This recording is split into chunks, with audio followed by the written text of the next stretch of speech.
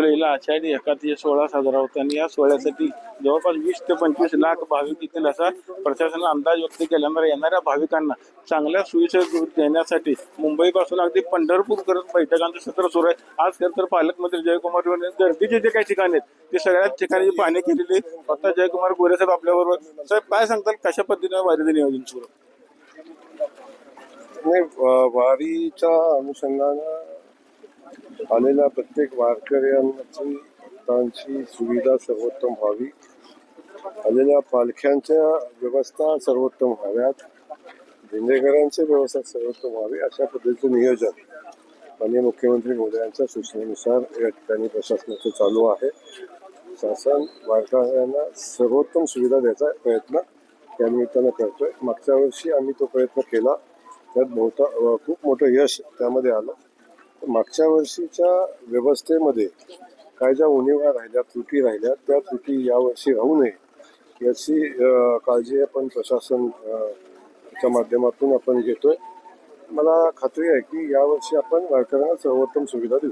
अल्निनोचं मोठं संकट आहे, पाण्याचं कशा पद्धतीनं यात्रेच्या काळामध्ये नियोजन आहे? नाही, अल्निनोचं खूप मोठं संकट आता महाराष्ट्रावर आहे हे आपल्या सगळ्यांना ज्ञात आहे. वारीच्या अनुषंगाने सध्या तरी वारी मार्गावर पाणी कुठं कमी पडेल अशी परिस्थिती नाही. तरी प्रशासनानं पर्याय व्यवस्था म्हणून 500 टँकरची व्यवस्था आपण केलेली आहे. त्या टँकरच्या माध्यमातून वारकऱ्यांना पाणी कमी पडू नये अशी व्यवस्था आपली आहे.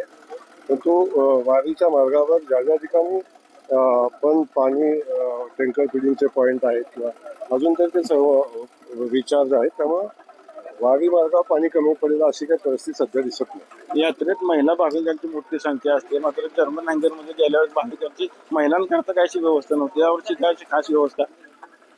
आपण पाहतो वारकरी येत असताना महिला पुरुष हा भेद वारकऱ्यांच्या मध्ये तसा बहुतांश आपल्याला दिसत नाही. तरी सुद्धा यावर्षी आम्ही जर्मन हँगरमध्ये महिलांची वेगळी व्यवस्था करण्याचा प्रयत्न आपण करतोय. त्यासोबत महिलांसाठी वेगळी शौचालय, वेगळी स्नानगृह आणि चेंजिंग रूम महिलांसाठी करतोय, हिरकणी कक्ष करतोय. त्यामुळं महिलांना सर्वोत्तम सुविधा देणं आणि महिलांना कुठेही अनकम्फर्ट वाटू नये अशा पद्धतीच्या व्यवस्था उभ्या करणं हे आमच्या प्रशासनाच्या आणि शासनाच्या वतीने चालतं. यावर्षी पहिल्यांदाच लंडनची वारी पंढरपूरमध्ये दाखल होती, कसं बघताय? आता वारी ग्लोबल झालेली आहे.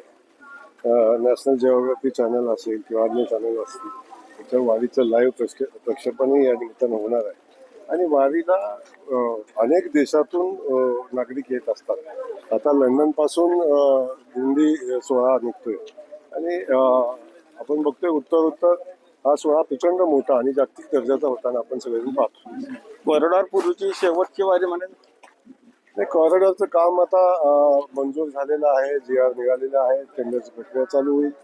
मला वाटतं यावर्षीचं वारी संपल्यानंतर प्रत्यक्षात कॉरिडॉरच्या कामाला सुरुवात होईल आणि खूप वेगानं काम व्हावं असं माननीय मुख्यमंत्री महोदयांचं मनोदय आहे. त्यामुळं मुख्यमंत्री महोदयांनी वारी पंढरपुरावर जे पायाभूत सुविधावर जे ओझं आपण बघतोय वारकऱ्यांचं किंवा भक्तांचं खूप मोठ्या संख्येने येत आहे, ते कम्प्लीट करण्याच्या हिशोबानं प्रयत्न चालू आहेत. आणि जेव्हा पंढरपूरच्या कॉरिडॉरचं काम पूर्ण होईल तेव्हा बदललेलं पंढरपूर आणि भविष्यातल्या 50 वर्ष जे भाविकांची संख्या येईल त्या सगळ्यांशी सामना करण्याची क्षमता असणारं पंढरपूर, एक स्वच्छ आणि सुंदर ज्या पद्धतीनं काशी विश्वेश्वराचा कॉरिडॉर झाले त्याच्याही पेक्षा सर्वोत्तम कॉरिडॉर करण्याचा प्रयत्न माननीय मुख्यमंत्री महोदयांचा आहे. मुख्यमंत्र्यांच्या हस्ते शासकीय पूजा होती, त्यावेळी काही भूमिपूजन वगैरे होऊ शकतं का कॉरिडॉरच्या संदर्भात? नाही, सध्या तर तशी परिस्थिती नाही.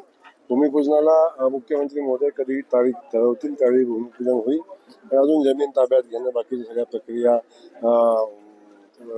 अधिग्रहणाच्या प्रक्रिया, त्यांचे पैसे देणं, ह्या सगळ्या प्रक्रिया अजून अपूर्ण आहेत. त्यामुळे इतक्या लवकर तर होणार. एक राजकीय प्रश्न भाऊ, उद्धव ठाकरेंनी खरं तर 6 खासदारांच्या मतदारसंघाचा दौरा सुरू केलाय.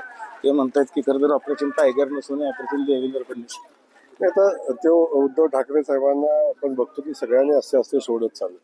पहिले आमदार सोडून गेले, पुन्हा खासदार सोडून गेले, पदाधिकारी सोडून गेले, आता आमदारांची चलबिचल चालू आहे. अशा परिस्थितीत एखादं नेतृत्व फ्रस्ट्रेशनमध्ये ते साहजिक आहे आणि तेच फ्रस्ट्रेशनमध्ये ते बोलत आहेत. त्यामुळे अशा फ्रस्ट्रेशनमध्ये बोलणाऱ्या माणसं काय बोलतात याच्याकडे अधिकचं लक्ष देऊ नये असं मला वाटतं. त्यामुळे ते काय म्हणतं त्याला अधिकचं महत्त्व न देता महाराष्ट्र माननीय देवेंद्रजींच्या नेतृत्वाखाली प्रचंड ताकदीनं विकसित महाराष्ट्राच्या दिशेनं पावलं पुढे टाकतो. पंढरपुरातून कॅमेरामॅन जगदीश रवी लवेकर, TV9 मराठी.